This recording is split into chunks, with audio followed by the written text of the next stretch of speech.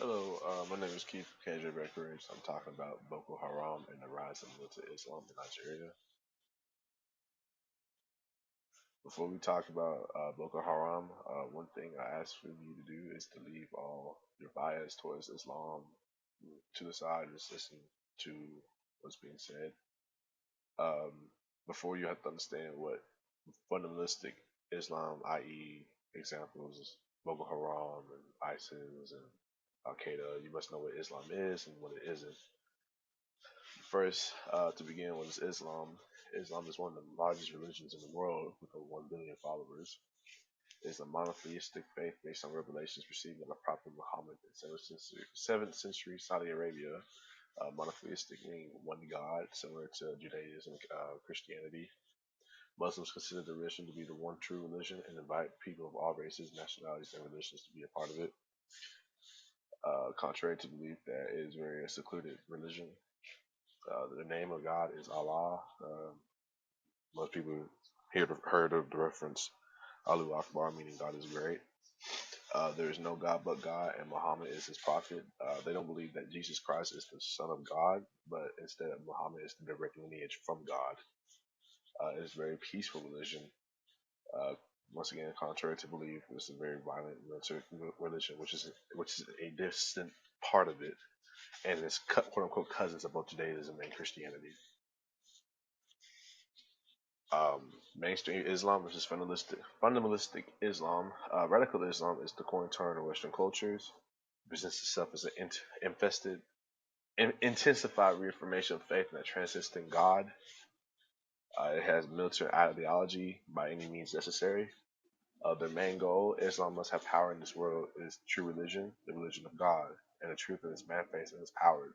When Muslims believe they were powerful, their power has been lost in modern times because true Islam has been abandoned. But the Muslims now return to original Islam, they can preserve and even restore their power. Fundamentalistic Islam believes that mainstream Islam has been watered down and been kind of diluted into this, breaking some of the true uh, guidelines in Islam.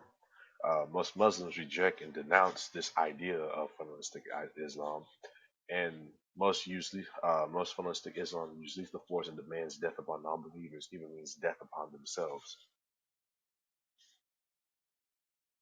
Now, there's Boko Haram. Boko Haram promotes a version of Islam which makes it haram or forbidden for Muslims to take a part in any political or social activity associated with Western society. This includes voting in elections, wearing t-shirts and trousers, and receiving a secular education, mostly with women's rights and stuff like that. Women in mostly Islamic ran countries are second-rate citizens, so women's rights over here in America and let's say, for example, Nigeria, two different things. It was founded in 2002 and focused on the first. It focused first on oppressing Western education. It was designated a terror group by the U.S. in 2013, which I will explain later, and it occurred in areas it controlled in 2014, which is an Islamic government controlled by political or religious successor to Muhammad. But right now, it's losing momentum, and most of its territory has been captured back by the army. It was founded by Muslim cleric Muhammad Yusuf in Manduri, which is the capital of the state of Borno in Nigeria. It created a religious complex, including a mosque and an Islamic school. Its political goal was to create an Islamic state, and then after that, the ball started rolling, and the school became a recruiting ground for jihadists. Their first strike, they were known to use gunmen on motorbikes, killing policemen and other high officials who went against them. In 2009, they carried out a spate of attacks on police stations and other government buildings in Manduri, which is the capital, like I said, the capital of the Borno state. Hundreds of fighters were killed and thousands of residents fled the city. Nigerian security forces then moved and seized the group headquarters, killing Yusuf and others, and declared Boko Haram finished because they showed his body on state television. But little did they know they were gaining strength. They started bombing churches, bus rank bars, and even the UN headquarters in the capital, in another capital, Abuja.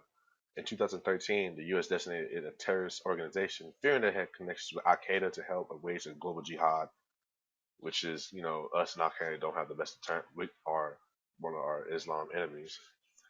President Goodluck Jonathan declared a state of emergency in May 2013 in the states where Boko Haram was most powerful at.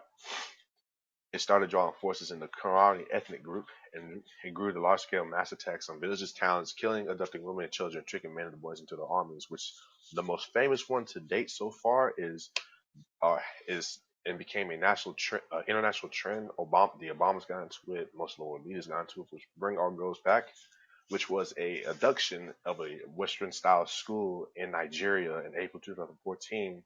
It abducted more than 200 schoolgirls from Chibok, a town in the Borno state. It said it would treat them as slaves and marry them off, which is an ancient Islam tradition where in war, if you take the women and children, you sell them off as booty. Um, it abducted them because back to the roots, which was Western education, is a sin. 50 girls escaped, but to this date, 276 are still missing, and it's considered that the United States had little to no part of helping the Nigerian government try to find these females. But now they're starting to lose a little bit of ground. In March 2015, lost all towns under control, and a regional coalition made up of troops in Nigeria, Cameroon, Chad, and Niger. It retreated them to the Sambisa forest, freeing the hundreds of captains and killing more insurgents, and many fighters have been killed and weapons seized. Down, but they're not down. They're down, but not out.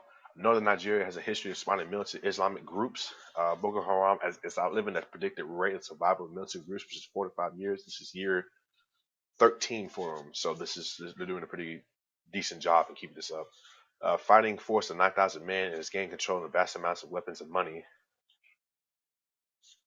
These are my references. And actually, before I get off, the New York Times recently ran a survey in the most dangerous Islamic terrorist groups. Boko Haram came in number one, beating ISIS and Al Qaeda. And recently, Boko Haram did a bombing on a school grounds, killing hundreds. Thank you.